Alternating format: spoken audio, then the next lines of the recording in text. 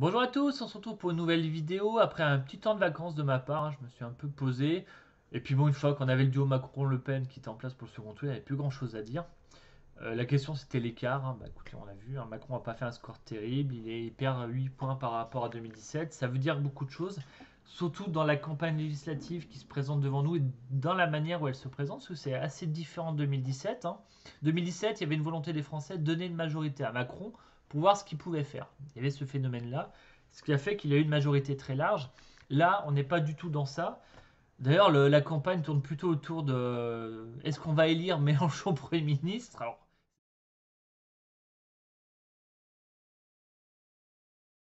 c'est son projet. Bon, faut savoir que le Premier ministre en France, il n'est pas élu, hein, c'est le président qui le nomme.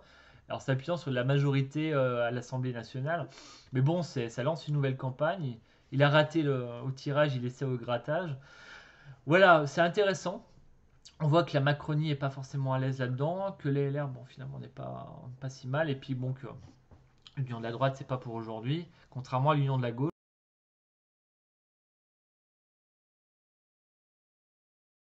Je pense qu'on peut acter un fait. C'est que la France est coupée en trois aujourd'hui. Il y a trois blocs. Donc ce bloc ils appellent ça le bloc populaire, donc de l'Union populaire de Mélenchon là. J'arrive pas à savoir si c'est le chant du cygne de la gauche ou la naissance d'une nouvelle gauche, la gauche de demain. Peut-être certainement des deux, hein. Euh, pour aller dans le sens de la naissance de quelque chose de nouveau, il faut voir que c'est l'extrême gauche qui domine, avec une ligne politique qui est assez différente de ce qu'a été la gauche au gouvernement pendant les 30-40 dernières années. On est face à quelque chose qui a un mélange de...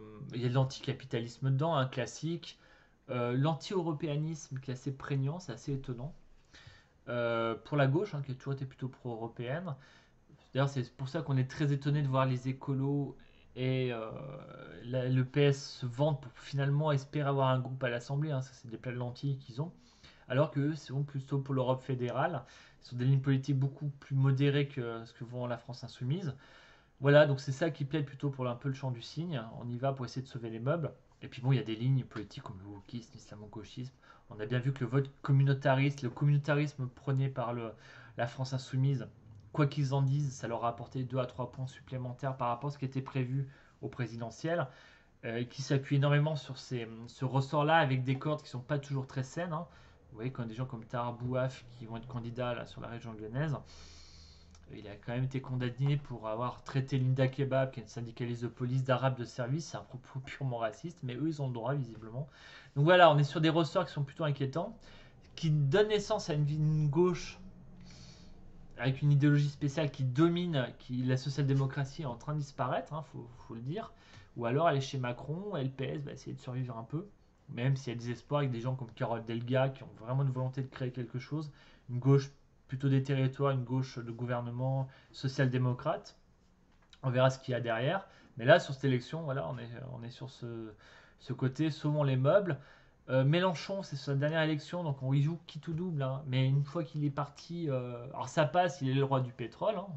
Franchement, ça sera un génie tactique au niveau de la politique française. Il sera Premier ministre, mon Dieu, quelle horreur. Mais bon, moi j'y crois pas trop. Une fois qu'il sera parti, comment ça va se maintenir ensemble? Déjà, si les écolos EPS prendront leur envol de leur côté dès le lendemain du deuxième tour, et est-ce que la LFI résistera au départ de Mélenchon, qui prendra la suite, quelle ligne politique, enfin voilà, il y a des vraies questions là-dessus. Donc ça, moi je suis plutôt sur une gauche, un bloc de gauche qui fait un qui tout double et puis qui risque de se déliter derrière. On verra, on verra.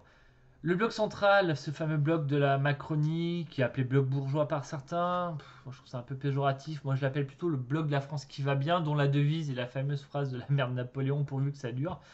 Voilà, c'est des gens qui sont plutôt sur un immobilisme, une stabilité de la situation, parce que eux, ça va. Ils n'ont pas trop de problèmes, ils veulent pas que ça bouge. C'est les retraités, c'est le monde économique des métropoles qui va bien. Voilà, eux, là, ils ont besoin que ça reste comme ça, parce que ça fonctionne pour eux, en espérant que la stratégie, c'est vraiment d'être un bloc de gouvernement unique avec comme alternative que le vote extrême.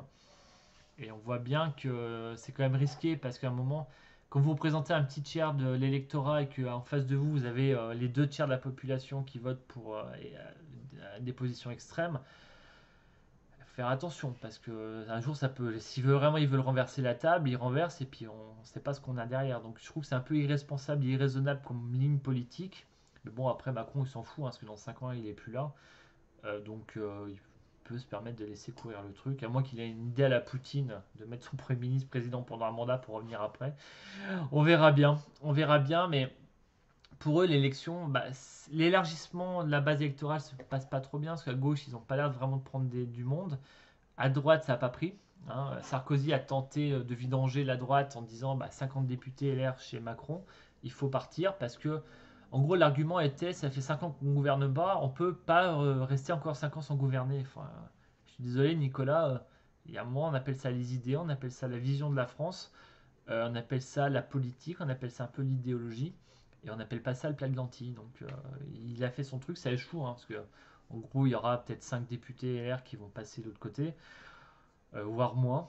Donc c'est un échec. Et puis nous, c'est une libération qui a été, bah, je dirais, clôturée par Valéry, qui a envoyé le chèque de Sarkozy qu'il avait fait pour son remboursement de campagne. C'est vrai que s'il avait soutenu Valérie Pécresse, elle aurait peut-être fait 5%. Elle ne serait pas dans la situation personnelle où elle est aujourd'hui.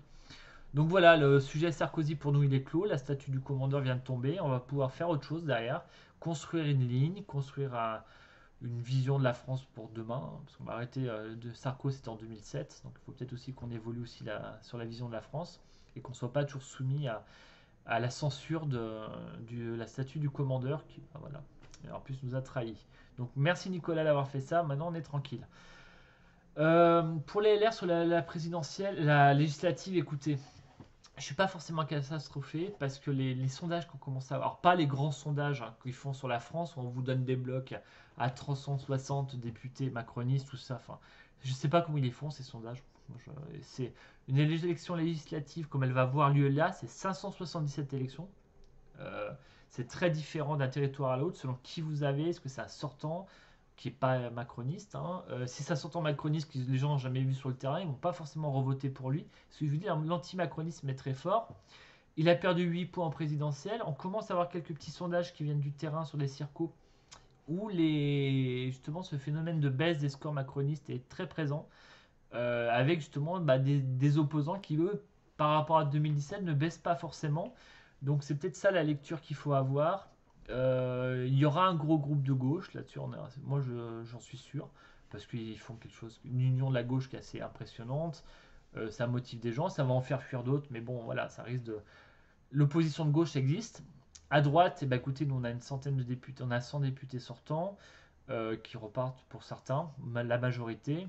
On a des maires qui partent à la conquête de territoire, on a des successions. J'en profite pour saluer mon ami Alexandre Portier qui prend la suite de mon autre ami Bernard Perru dans le Beaujolais. Et là, je n'ai pas doute que ça va plutôt bien se passer. Donc un jeune député qui sera très bien, qui a des bonnes idées, qui a une bonne colonne vertébrale. Donc voilà, bonne chance Alexandre. Donc vous voyez, il y a quand même des choses comme ça. Et puis après, oui, c'est vrai que vous avez d'autres députés, ou des gens qui partent en reconquête, qui peuvent trahir. Hein. Toujours dans le rôle, bon, vous savez de qui je parle. Ils disent que non, ils sont LR depuis toujours, mais on sait que derrière ça, il y a des tractations avec En Marche. Eux peuvent partir. Hein.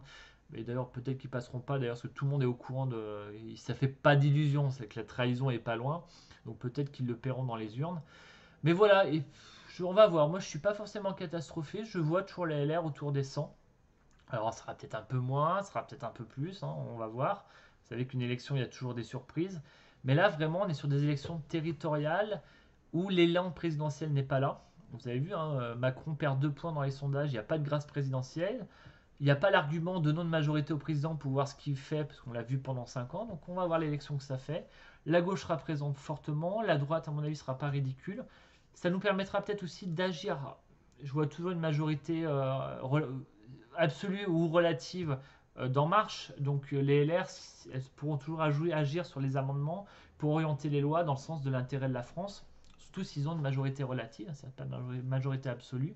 Ça peut être intéressant, parce qu'on a toujours le Sénat, on a toujours les collectivités, et si on peut jouer un peu le faiseur de roi sur certaines lois, ça permettrait peut-être aussi qu'il y ait une vraie politique En Marche, parce que En Marche, ils font quoi sur les retraites Macron, ils la mettent à 65 ans, ils la mettent à 64, ils la modifient pas. C'est quoi? C'est le Macron du premier tour ou du deuxième tour qui domine? Vous voyez, il y a des vraies questions. Qu'est-ce qu'il va faire Macron là? Parce qu'on a quand même des choses qui arrivent devant nous. On a l'inflation qui explose, les taux qui remontent, donc le quoi qu'il en coûte, c'est fini. Va falloir refinancer la dette. Les contestations dans la rue, il va gérer ça comment? Quelle politique il veut mettre en place? Bon, on n'a plus vu de tournesol dans les rayons, donc sur l'agriculture, il va peut-être arrêter les conneries européennes de faire baisser la productivité de 20% en France. Enfin, faut regarder les choses en face, quoi. L'environnement fait quoi? Enfin, comment on fait en sorte que, bon, on rentre dans les accords de Paris sans flinguer notre économie et mettre tout le monde dans la rue aussi, enfin, et puis tout le monde au chômage. Enfin, il y a un moment, faut. Le nucléaire, on en fait combien? Et alors, les éoliennes, on fait quoi? Enfin, ils vont continuer ou pas? Les choses n'étaient pas claires, donc c'est vrai que finalement, peut-être qu'une majorité, enfin, un groupe LR fort pourrait justement orienter cette politique et la rendre peut-être plus claire. Voilà, bon, après, oui, s'opposer quand il faut s'opposer, quoi, aussi, bloquer les choses.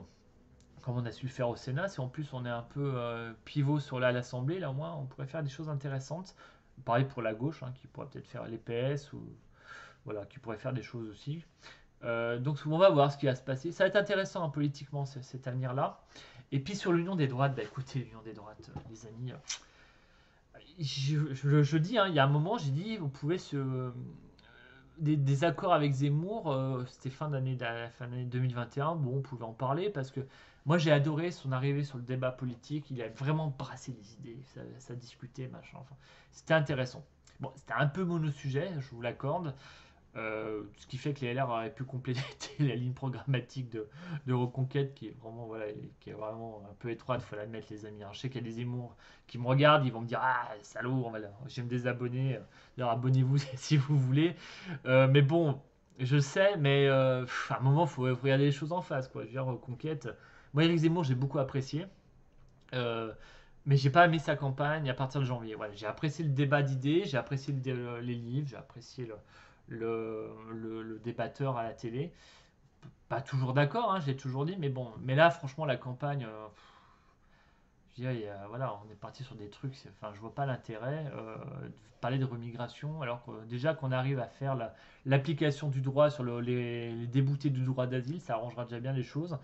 Serrer un peu la vis sur l'illégalité qu'on est clandestin, on est clandestin. Hein, ça a des conséquences juridiques. Voilà, déjà ça, ils sont partis dans des choses qui moi me conviennent pas et puis l'étroitesse sur pas mal de sujets des propositions fait que enfin voilà, moi je me vois pas m'allier avec lui. Enfin, il n'y a pas grand-chose quoi. Et puis il s'est retourné vers Marine Le Pen pour l'Union des droites hein, et en lui disant en l'insultant. Donc voilà, moi est-ce que c'est compliqué moi je me vois pas travailler avec ces gens-là et Marine Le Pen a décidé de l'exécuter. Donc parce qu'en plus il y a des traîtres dans la reconquête. Je dis franchement, Eric, si j'ai un petit conseil à donner à Eric Zemmour, c'est tourne pas le dos dans les réunions, quoi. Parce que vu l'organigramme du parti, il y en a déjà plein qui ont décidé de prendre sa place pour l'avenir parce qu'ils ont un truc clé en main. Ça va être compliqué. Donc voilà, l'union des droites, elle se fera pas.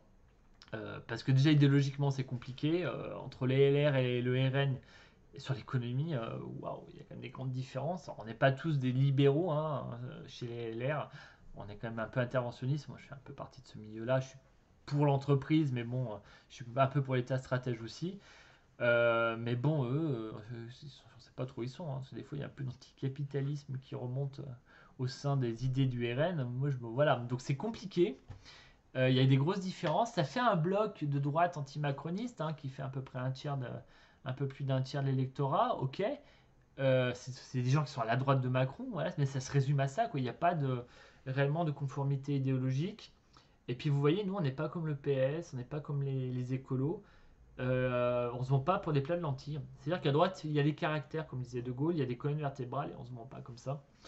Donc voilà, ceux qui rêvent de l'union de la droite, je pense que vous pouvez oublier ce rêve-là, hein, parce que ça ne se produira pas. Si on était sur le modèle de Mélenchon, ça serait Le Pen qui dominerait. Je pense que Zemmour n'est pas dans cette vision-là, et puis nous, on n'a pas envie, et puis on n'a pas envie de se vendre. Voilà, donc on va rester comme ça. Quitte à perdre des députés, c'est pas grave, hein, parce que à droite, voilà, on se bat pour des idées. On se vend pas chez Macron et on se vend pas non plus comme d'autres à Mélenchon en sacrifiant des fondements de notre vision de la France. Bon, j'étais un peu long, j'espère que ça vous avait apprécié. Donc si vous avez aimé cette vidéo, n'hésitez pas à la liker, à la partager, à vous abonner, et puis je vous dis à très bientôt.